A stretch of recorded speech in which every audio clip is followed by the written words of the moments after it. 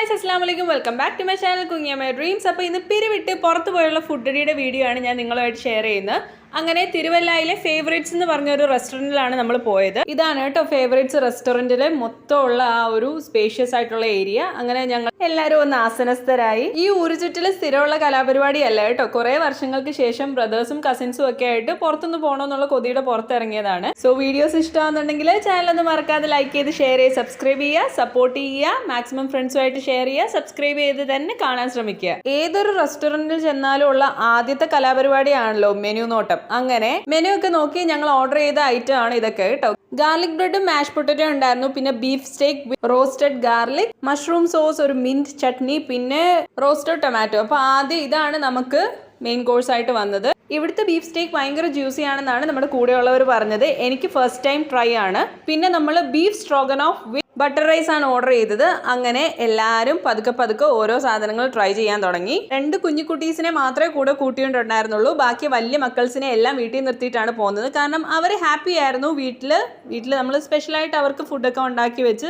അവരുടെ ലോകത്തിൽ ഹാപ്പി ആയിട്ട് കളിക്കുകയായിരുന്നു. അങ്ങനെ എല്ലാ ഐറ്റംസും ട്രൈ ചെയ്ത് നോക്കി. ഗാർലിക് ബ്രെഡ്, വാവ്. ബീഫ് സ്റ്റേക്ക് ആണെങ്കിൽ ഒരു രക്ഷയില്ല കേട്ടോ. അതും ആ മഷ്റൂം സോസും റോസ്റ്റഡ് ഗാർലിക്കും ആയിട്ട് കഴിക്കുമ്പോൾ വല്ലാത്തൊരു ഫീലാണ്. ഞാൻ വീട്ടിൽ ഈ ബീഫ് സ്റ്റേക്ക് ട്രൈ ചെയ്ത് നോക്കി, പക്ഷേ അത് ഇതിന്റെ 7 അയലത്ത് വരില്ല.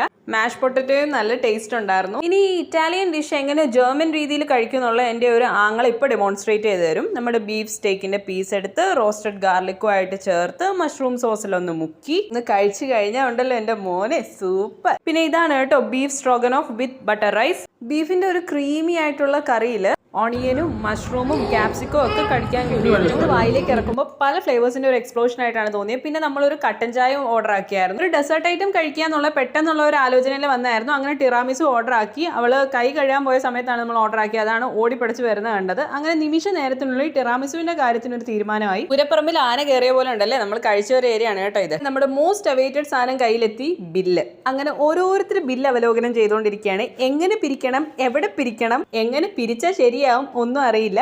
ഓരോരുത്തരുടെ ബില്ലൊക്കെ നോക്കി ഇതാ ബില്ല് കണ്ടിട്ട് കിളി പോയ ഒരാങ്ങളുടെ ഡാൻസ് ആണ് ആ കാണുന്നത്. വളരെ കുറവാണെന്നാണ് ഒരാങ്ങളെ പറഞ്ഞത് കേട്ടോ. ഓർമ്മ പുതുക്കലിന് ഫോട്ടോഷൂട്ട് മസ്റ്റ് ആണ്. അങ്ങനെ കുറച്ച് ഫോട്ടോസ് ഒക്കെ എടുത്തു. പിന്നെ ബില്ലൊക്കെ സെറ്റിലാക്കി നമ്മൾ അവിടെ നിന്ന് ഇറങ്ങി. പിന്നെ പോകുന്ന വഴിക്ക് ഒരു ഐസ്ക്രീമും ഒക്കെ തട്ടിയിട്ട് പോകാന്നുള്ള രീതിയിലാണ് പ്ലാൻ ചെയ്തത്. പക്ഷേ കുറച്ച് ലേറ്റ് ആയി പോയത് കൊണ്ടും തിരുവല്ലയിലെ ഒരു പള്ളിപ്പെരുന്നാൾ നടക്കുന്നതിന്റെ ഭാഗമായിട്ടുള്ള ബ്ലോക്ക് കാരണം ആ ഒരു പ്ലാൻ നമ്മൾ ഇടന്ന് വെച്ചു. പിന്നെ പെനിയിൽ നിന്ന് എന്തായാലും നമ്മൾ ഐസ്ക്രീം പിള്ളേർക്കും മേടിച്ച് നമുക്കും മേടിച്ചിട്ട് വീട്ടിലോട്ട് പോവുകയായിരുന്നു. ഇടയ്ക്കിടയ്ക്കുള്ള ഇങ്ങനത്തെ കുട്ടി യാത്രകൾ നമ്മുടെ ബന്ധങ്ങൾ ഊട്ടി ഉറപ്പിക്കാനും മൈൻഡ് റിലാക്സേഷനും നല്ലതാണ്. ശരിക്കും ഫൺ ആൻഡ് എക്സൈറ്റ്മെന്റ് ഉണ്ടായിരുന്നു. Hope you all like the video. Thank you for watching. It's me Shana signing off. Take care. Allah.